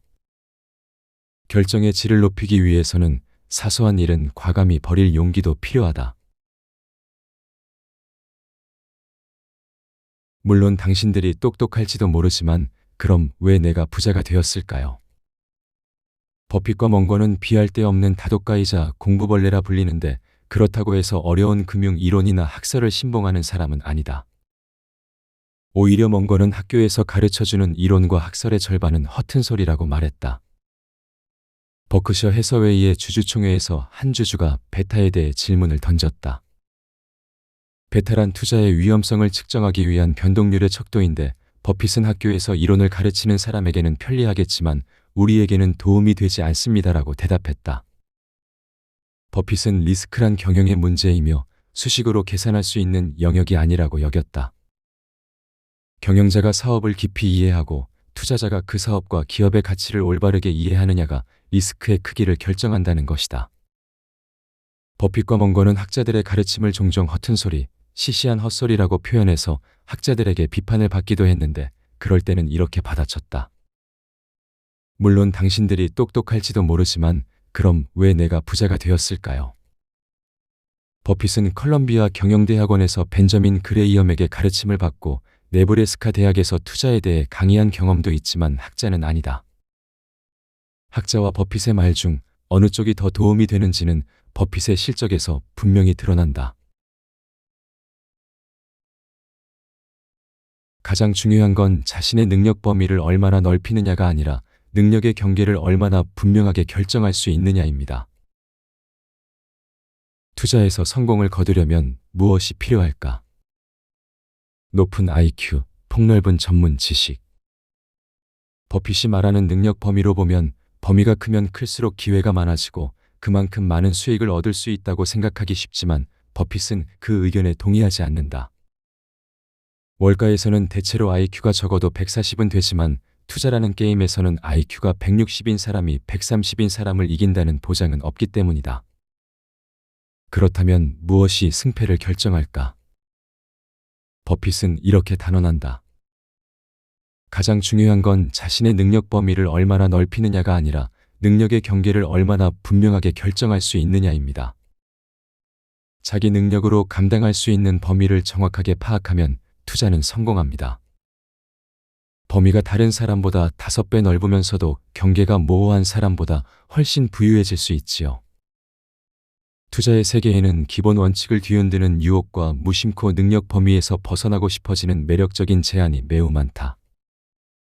유혹에 넘어가 제안을 따를 것인가, 정해진 원칙과 능력 범위를 지킬 것인가. 둘 중 어느 한쪽을 고르느냐에 따라 투자의 성과가 결정된다. 중요한 것은 높은 IQ나 폭넓은 능력이 아니다. 기본 원칙과 자신의 능력 범위에 얼마나 충실한지가 투자의 성공을 좌우한다. 지난날의 업적이 얼마나 대단했든 변화에 제대로 대응하지 않으면 남은 것은 파탄뿐입니다. 버핏이 매년 많은 결산서와 연차 보고서를 검토하는 이유는 기업의 지난 실적이 얼마나 좋았는지 알고 싶어서가 아니라 기업이 앞으로 얼마나 수익을 올릴 수 있을지 그리고 계획을 제대로 달성할 힘이 있는지를 파악하기 위해서다. 물론 버핏도 가끔 나무에서 떨어질 때가 있다. 1989년 버핏은 펜실베이니아주 피츠버그에 본사를 둔 US에어의 우선주를 3억 5,800만 달러에 구입했다. 오랜 기간 높은 수익을 올렸다는 이유에서였는데 그것이 규제에서 비롯된 결과였음을 버핏은 미처 알지 못했다. US에어는 원가가 높은 회사였다. 그런데 규제가 완화되고 경쟁이 치열해지면서 큰 영향을 받은 데다 원가 절감에 관한 정책 등에서 뒤처지면서 결국 배당 지급이 중단되고 평가액을 낮추는 결과가 되었다. 규제에 힘입어 유지되던 기업은 규제가 사라지면 원가 절감 없이는 살아남지 못한다. 버핏은 이 경험을 통해 다음과 같은 교훈을 얻었다. 지난날의 업적이 얼마나 대단했든 변화에 제대로 대응하지 않으면 남은 것은 파탄뿐입니다. 중요한 것은 앞으로도 계속 성장할 수 있는가다. 과거의 성과에만 눈길을 주느라 미래를 눈여겨보지 않으면 누구나 비싼 값을 치러야 한다. 자금을 운용하는 사람들에게 주식은 게임에 참가하기 위한 패일 뿐 모노폴리의 골무나 다림이 같은 말에 불과합니다. 버핏이 벤저민 그레이엄에게 얻은 중요한 가르침 중 하나는 주식을 사는 것은 기업의 일부를 소유하는 것이라는 사고방식이다. 한 기업을 소유하려면 그 사업에 대해 자세히 알아야 하며 경영자가 어떤 생각을 하고 혹시 잘못을 저지르고 있지는 않은지 파악할 필요가 있다. 또한 기업의 일부를 소유한다고 여기면 주가가 오르는 것보다도 기업이 오래도록 성장하기를 진심으로 바라게 된다. 반면 1987년 블랙 먼데이로 주가가 곤두박질 칠 때까지 자금 운용자들이 가장 눈여겨본 것은 지속적으로 상승하는 그래프와 비정상적으로 높은 주가를 이용해 돈을 벌 방법뿐이었다. 그들은 오로지 주가만 쳐다보느라 바빴고 기업의 가치를 진지하게 평가하고자 하는 사람은 거의 없었다. 버핏은 이렇게 비판했다. 자금을 운용하는 사람들에게 주식은 게임에 참가하기 위한 패일 뿐 모노폴리의 골무나 다림이 같은 말에 불과합니다. 주식 투자에서 컴퓨터가 널리 활용되기 시작하면서 주가가 떨어지면 자동으로 매수하고 주가가 올라가면 자동으로 매도하는 상황이 만들어졌다.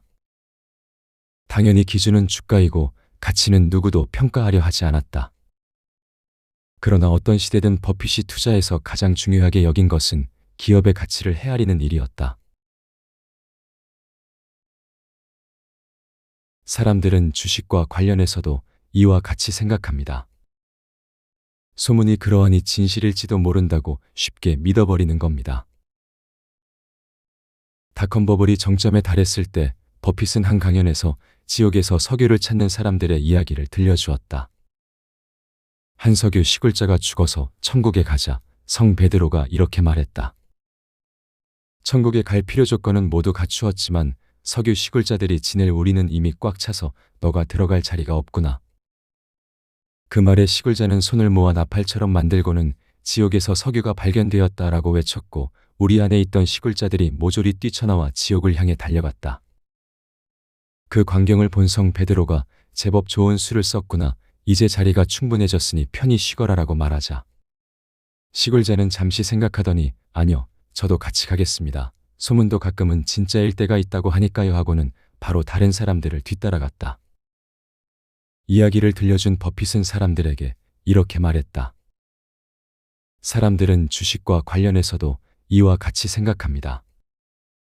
소문이 그러하니 진실일지도 모른다고 쉽게 믿어버리는 겁니다.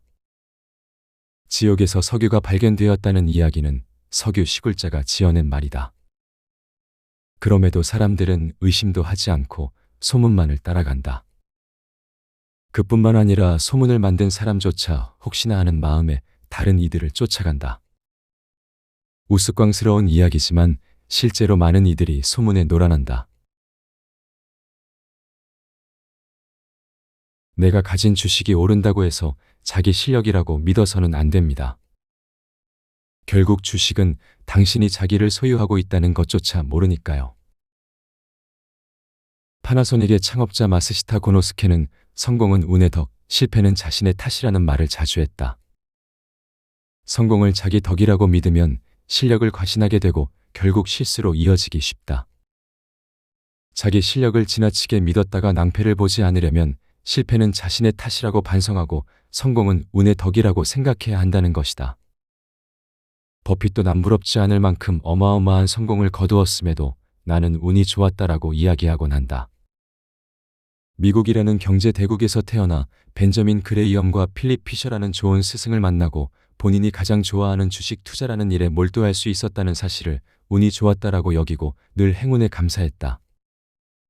물론 실력도 있지만 일부러 운을 강조하는 것이 버핏의 대단한 점 중 하나다. 주식 투자를 할 때는 성공은 자신의 실력, 실패는 운이 나쁜 탓이라고 생각하지 않도록 주의해야 한다.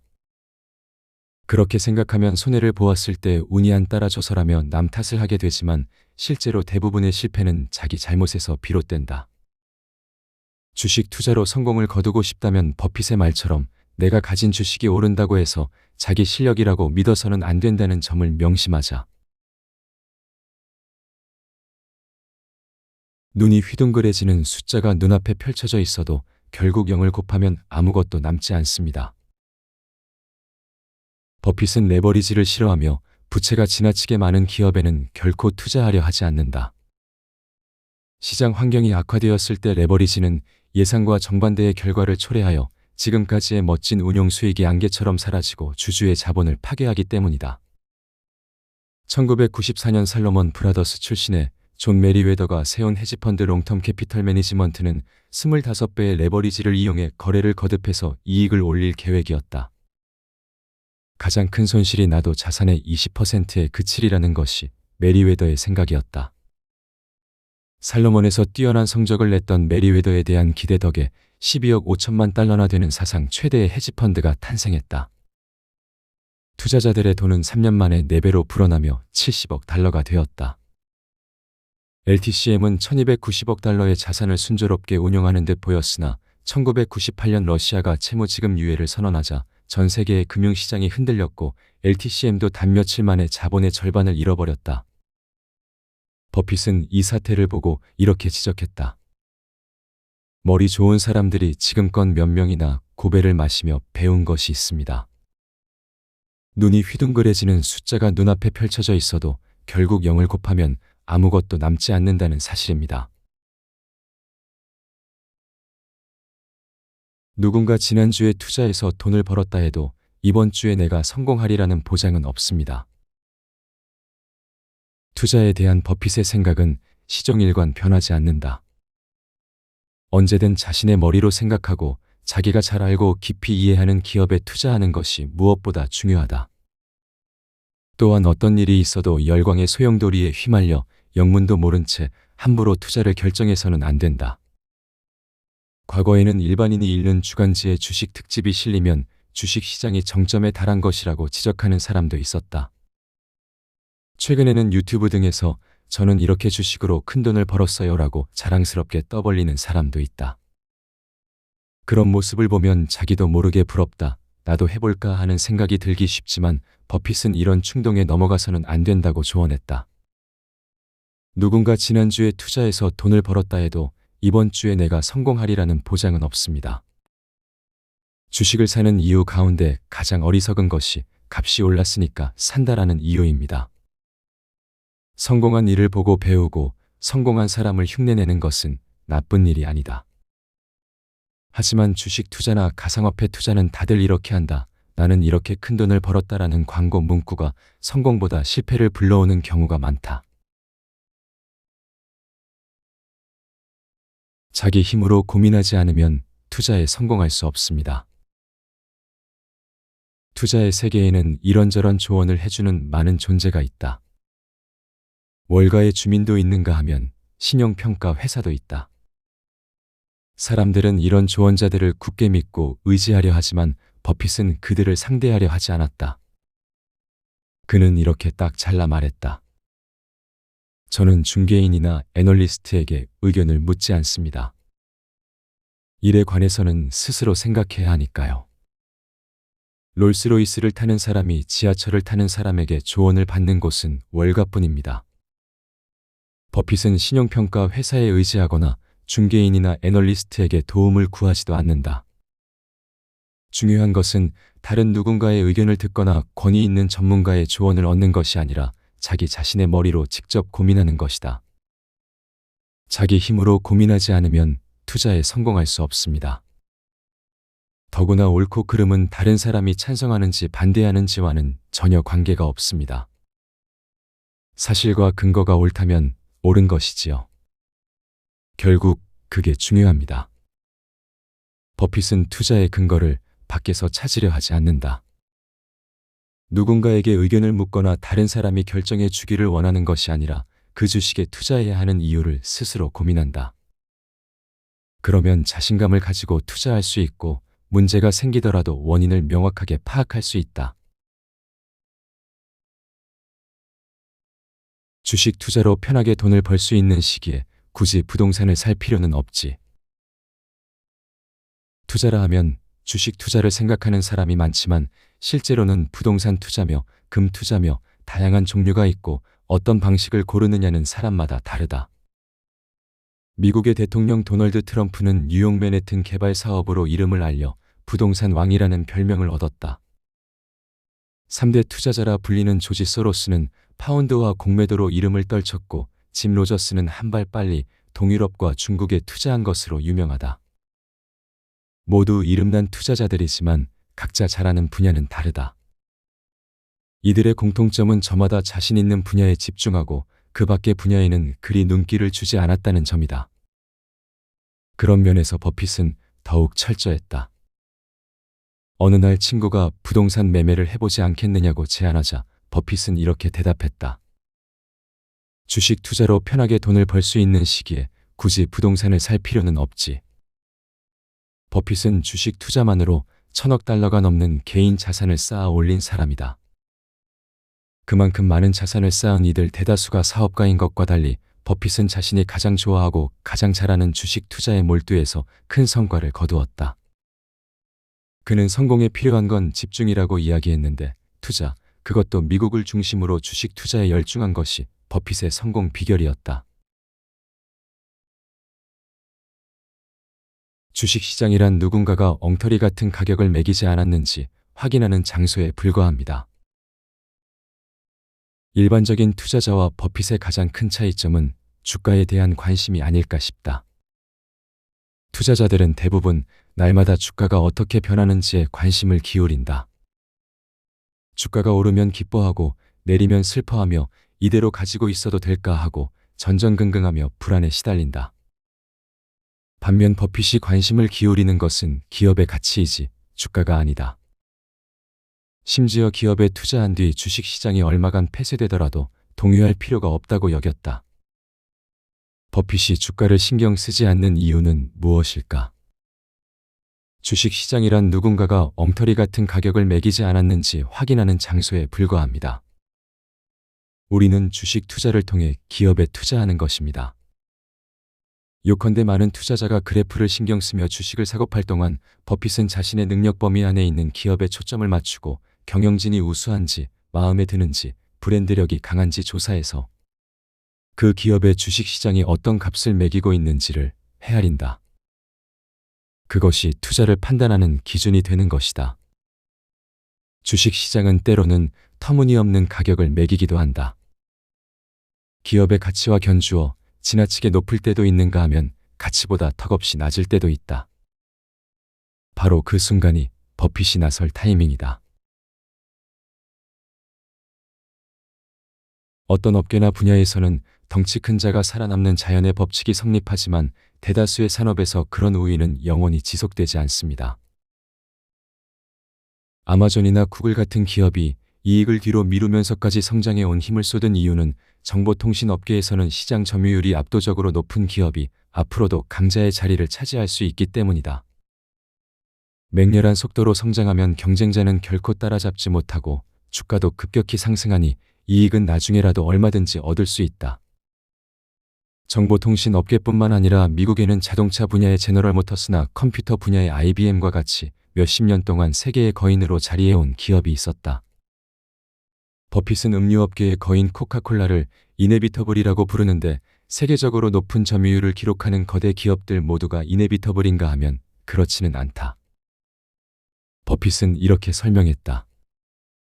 어떤 업계나 분야에서는 업계를 주도하는 기업이 사실상 가장 높은 곳에 군림하고 덩치 큰 자가 살아남는 자연의 법칙이 성립하지만 대다수의 산업에서 그런 우위는 영원히 지속되지 않습니다. 꼭 소유해야만 하는 기업으로 보여도 지금은 잠시 파도에 올라타고 있는 것일 뿐 사실은 사기꾼도 있고 시대의 변화에 뒤떨어지게 되는 곳도 있다. 기업이 오래도록 강한 힘을 유지하기란 생각보다 어려운 일이다. 당신을 만나러 온 사람의 몸무게가 150kg에서 180kg 사이라면 한눈에 보아도 뚱뚱하다는 건 알 수 있을 테니까요. 버크셔 해서웨이의 주주총회에 참석한 한 투자자가 버핏에게 어떻게 연차 보고서만 보고 투자를 결정할 수 있죠? 라고 질문한 적이 있다. 버핏이 중국의 국영 석유회사 페트로차이나의 주식 1.3%를 4억 8,800만 달러에 매수할 때 연차 보고서 이외에 아무것도 알아보지 않고 결정했다는 이야기 때문이었다. 이에 버핏은 명쾌하게 답했다. 더 깊이 분석할 필요는 없습니다. 주식을 사야 할 때 깊이 분석하는 건 시간 낭비니까요. 소수점 셋째 자리까지 계산하는 건 좋은 생각이 아닙니다. 당신을 만나러 온 사람의 몸무게가 150kg에서 180kg 사이라면 한눈에 보아도 뚱뚱하다는 건 알 수 있을 테니까요. 버핏은 페트로차이나의 2002년, 2003년 연차 보고서를 읽고 자신이 잘 아는 회사들과 비교했을 때 이 회사의 가치를 1,000억 달러 정도로 판단했다. 주식시장에서 페트로차이나의 가치는 350억 달러로 회사의 가치가 주가를 훨씬 웃돌았으니 당연히 이 회사의 주식을 사들인 것이다. 물론 때로는 분석이 필요할 때도 있다. 하지만 깊이 분석할 필요가 없음에도 불구하고 복잡하게 따져보느라 기회를 놓치면 안 된다. 성공에 필요한 것은 빠른 판단과 신속하게 행동에 옮기는 실행력이다. 정해진 로드맵은 그릴 수 없습니다. 하지만 지혜는 기를 수 있습니다. 버크셔 해서웨이의 주주총회에서 23살의 청년이 앞으로 50년 또는 100년 사이에 투자로 큰 결실을 얻을 최고의 기회는 무엇일까요? 라고 질문하자 버핏은 몇 가지 이야기를 들려준 다음 이렇게 말을 맺었다. 찰리와 저는 여러 방법으로 돈을 벌었습니다. 그 중에는 30년 전이나 40년 전에는 예상조차 못했던 방법도 있지요. 정해진 로드맵은 그릴 수 없습니다. 하지만 지혜는 기를 수 있습니다. 1942년 겨우 11살에 주식 투자를 시작한 버핏의 커리어는 이때 이미 70년에 달했지만 그동안 주식시장에서는 계속해서 주역이 교체되고 새로운 이론과 새로운 금융상품이 끝도 없이 등장했다. 전쟁의 시대와 몇 번의 호황과 거품이 일었고 거품이 꺼지며 주가가 폭락하는 시대도 있었다. 투자라는 세계의 주역은 제너럴 모터스와 US 스틸 같은 대기업에서 제록스와 인텔, 그리고 마이크로소프트와 애플, 구글 같은 정보통신 기업과 테슬라로 넘어가고 있다. 미래를 완벽하게 예상하지 못하는 한 완벽한 로드맵을 그리기란 어렵다. 중요한 것은 지금 일어나고 있는 변화, 새로운 조류 등을 날카로운 시선으로 바라보며 눈앞에 찾아온 기회를 유연하게 잡아채는 지혜다. 비즈니스의 세계에서 가장 위험한 말은 다른 사람도 다 하고 있다라는 5단어입니다. 기업은 전례가 있거나 다른 회사가 이미 하고 있는 일이라 하면 유독 안심하는 경향이 있는데 이는 부조리 또한 마찬가지인 듯하다. 2006년 미국에서는 100곳이 넘는 기업에서 스톡옵션의 부여 시점을 부당하게 조작했다는 사실이 밝혀져 큰 문제가 되었다. 경영진이 고의로 스톡옵션 부여 일자를 조작해서 자신들이 얻을 이익을 더 크게 만든 것이다. 버크셔 해서웨이는 이 문제와 관계가 없었지만 버핏은 산하 기업들에게 이렇게 경고했다. 다른 회사가 부조리한 행동을 한다고 해서 우리 회사도 그렇게 행동해도 괜찮다고 생각해서는 안 됩니다. 비즈니스의 세계에서 가장 위험한 말은 다른 사람도 다 하고 있다라는 5단어입니다. 사람들은 자신이 하려는 일을 정당화하기 위해 다른 사람도 하고 있으니까 다들 그렇게 하니까라는 말을 자주 쓰는데 사업과 관련해서는 대부분 좋지 않은 행동을 정당화하기 위해 쓰인다. 누군가 이 말을 이유로 든다면 실제로는 정당한 이유가 없어서이기에 버핏에게는 안심할 요소가 아니라 오히려 리스크를 높이는 불길한 말이었다. 물론 버크셔는 레버리지를 더 많이 이용할 수도 있었습니다. 하지만 그랬다면 밤에 푹 잠들지 못하게 되었겠지요. 레버리지란 지렛대 효과라는 뜻인데 금융에서는 부채를 이용해 투자 규모를 키우면 수익을 높일 수 있다는 의미를 가지고 있다. 예를 들어 30%의 위탁 증거금을 예치하면 거래가 가능한 경우 약 3.3배의 레버리지 효과를 얻을 수 있다. 사람들은 버핏이 레버리지를 이용했다면 더 빠르게 더 많은 돈을 벌었을 거라고 말하지만 버핏도 찰리 먼거도 레버리지를 지향했으며 리스크에 대해 몹시 신중한 태도를 보였다. 버핏이 말한 이유는 다음과 같았다. 물론 버크셔는 레버리지를 더 많이 이용할 수도 있었습니다. 하지만 그랬다면 밤에 푹 잠들지 못하게 되었겠지요. 주주총회 회장에는 전 재산을 버크셔에 맡긴 분이 많이 계십니다.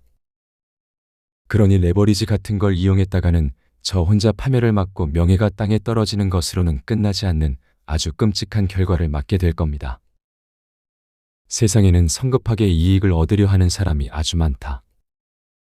다른 사람의 돈을 맡아 운용하는 기업 경영자나 펀드 매니저들이 서둘러 부자가 되려고 욕심을 부리면 다른 사람의 돈임을 망각하고 투자가 아닌 투기에 빠지고 만다.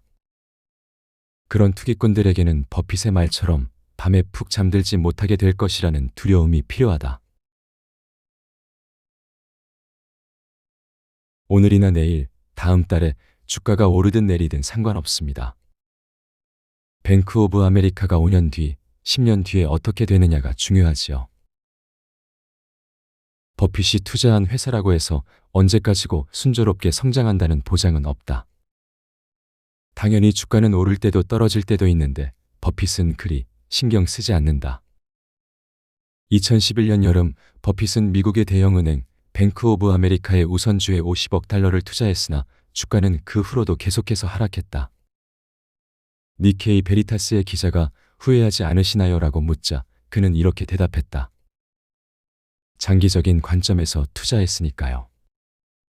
오늘이나 내일, 다음 달에 주가가 오르든 내리든 상관없습니다. 뱅크 오브 아메리카가 5년 뒤, 10년 뒤에 어떻게 되느냐가 중요하지요. 이 회사에는 해결해야 할 문제가 몇 가지나 있지만 몇 개월 만에 뚝딱 해결할 수 있는 문제가 아니라 5년에서 10년은 걸린다고 합니다. 그러기 위해 CEO가 열심히 일하고 있고 문제가 있더라도 뱅크 오브 아메리카가 지닌 미국 최대 규모의 예금액과 사업 기반은 매력적이고 충분히 양호하니 눈앞에 닥친 일에 일희일비할 필요는 없습니다. 2022년 현재 뱅크 오브 아메리카는 버크셔의 포트폴리오에서 두 번째로 높은 비중을 차지하며 버핏 최고의 투자처 중 하나라 불리고 있다.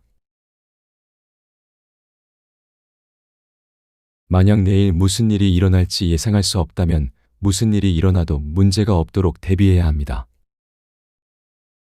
인생에는 오르막길과 내리막길, 그리고 예상치 못한 길이 있다라는 말이 있다. 버핏은 이렇게 예상치 못한 사태에 철저히 대비해야 한다고 생각했다. 버크셔 해서웨이는 늘 많은 현금을 마련해 두고 그중 대부분을 미국 재무부 채권으로 보유하고 있으며 이율만 겨우 몇 퍼센트 높은 단기 채권은 피한다고 한다. 게다가 은행의 한도에게 의지하지 않으며 담보를 제공해야 하는 계약도 일절 맺지 않는다. 차입이나 레버리지가 당연한 사람들이 보기에는 너무 보수적인 방식이라 할 수도 있지만 버핏은 기일이 다가오면 현금이 유일한 법정 통화라며 조금도 신경 쓰지 않았다. 버핏은 왜 그토록 신중할까?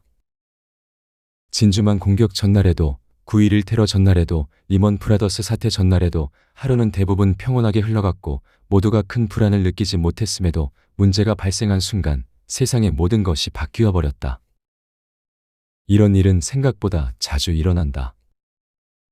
대공황이나 닷컴버블이 그랬듯이 주식시장에서 혼란이 벌어질 것이라는 사실은 예상할 수 있어도 언제 일어날지는 예상하지 못한다. 그래서 버핏은 이렇게 생각했다. 만약 내일 무슨 일이 일어날지 예상할 수 없다면 무슨 일이 일어나도 문제가 없도록 대비해야 합니다. 기회를 잡는데 위대한 지성이나 경제학 학위, 그리고 월가의 전문 용어는 필요치 않습니다. 그보다는 오랫동안 특출한 곳 없고 어리석은 사람처럼 보여도 신경 쓰지 않는 대범함이 중요합니다. 버핏은 투자에 관해 복잡한 수학을 공부하지 않아도 투자에서 성공을 거둘 수 있다라고 자주 말한다.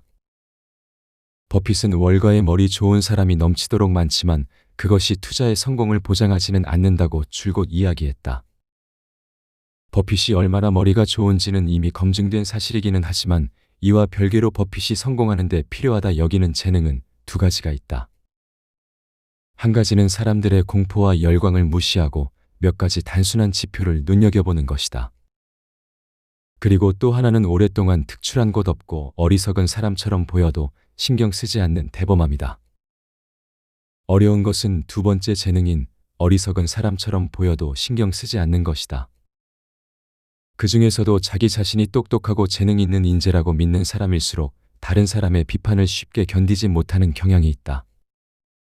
그런 사람은 자꾸 반론하려 하고 나는 머리가 좋다는 사실을 보여주고 싶어 하지만 버핏은 남들의 눈을 신경 쓰지 않았다. 대중이 열광하는 것을 외면하고 아무도 신경 쓰지 않는 기업에 투자할 줄 알았다. 때로는 옛날 사람이라고 놀림을 받기도 하지만 열기가 가시고 난 뒤에는 모두가 버핏을 칭송했다. 영원하지 않은 것에는 끝이 있다. 거품이 한창일 때는 이 호황과 상승이 영영 계속될 것이라는 착각이 들곤 한다. 하지만 그런 일은 물론 일어나지 않는다. 1990년대 후반부터 2000년에 걸쳐 일어난 미국의 닷컴 버블은 이렇다 할 수익이나 역사도 없는 기업마저 인기를 끌게 만들어 주가의 급상승을 불러일으켰다. 그러나 거품이 꺼지고 나자 기업들은 줄줄이 도산하고 많은 사람이 직장을 잃었다. 닷컴 버블이 일어났을 때 버핏은 많은 사람에게 야유를 받았지만 버블의 붕괴에서 살아남은 아마존의 창업자 제프 베이조스의 말처럼 역시 워런의 말은 귀담아 들어야 한다라는 평가가 굳게 자리 잡았다. 버핏은 지금껏 닷컴 버블뿐만 아니라 여러 번의 거품 경제와 주가 폭락을 겪었다.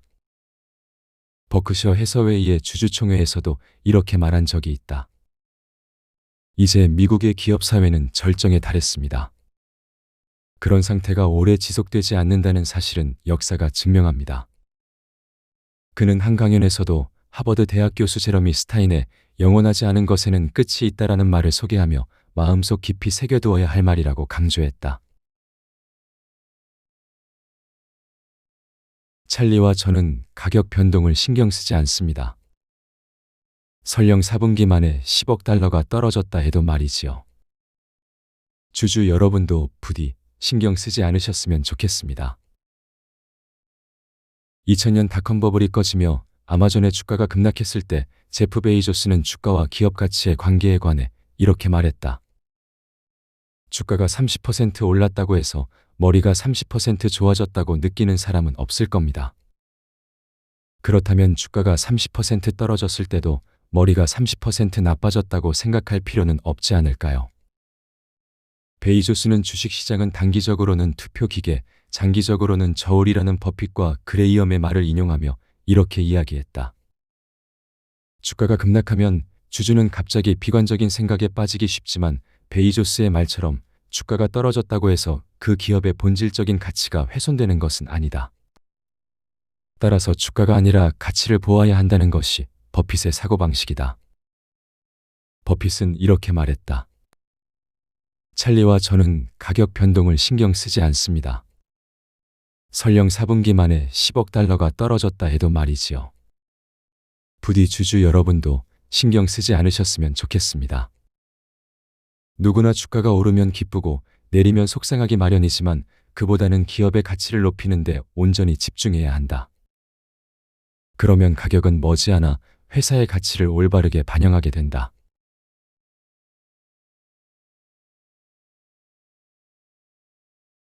앞에서 소개한 내용은 워런 버핏 삶의 원칙에서 가져왔다. 워런 버핏. 사람들은 그를 세계 최고의 투자자 오마하의 현인이라 부른다. 많은 투자자들이 화려한 성공 뒤에 몰락을 겪었지만 버핏은 달랐다. 90여 년의 삶을 오직 투자에 바치며 큰 실패 없이 꾸준히 성과를 쌓아온 드문 인물이다. 물론 버핏이 처음부터 그런 존재였던 것은 아니다. 버핏의 첫 주식 투자는 11살 때였는데 그때는 기업에 대해 전혀 알지 못한 채 약간의 이익만 내고 곧바로 주식을 팔아버렸다. 그는 너무 빨리 팔았다는 뼈아픈 교훈을 얻었고 이 경험은 장기 투자라는 철학의 씨앗이 되었다. 그리고 그 씨앗을 키워준 결정적 계기가 평생의 스승이라 부른 벤저민 그레이엄과의 만남이었다. 그레이엄의 책에 깊이 매료된 버핏은 직접 강의를 듣기 위해 컬럼비아 경영대학원에 진학했고 졸업 후에는 그레이엄의 회사에서 일할 기회까지 얻었다.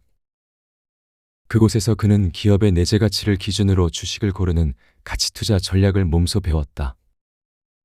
이 경험을 바탕으로 버핏은 자신만의 투자법을 다듬었고 마침내 세계 금융시장에서 독보적인 존재로 자리매김했다.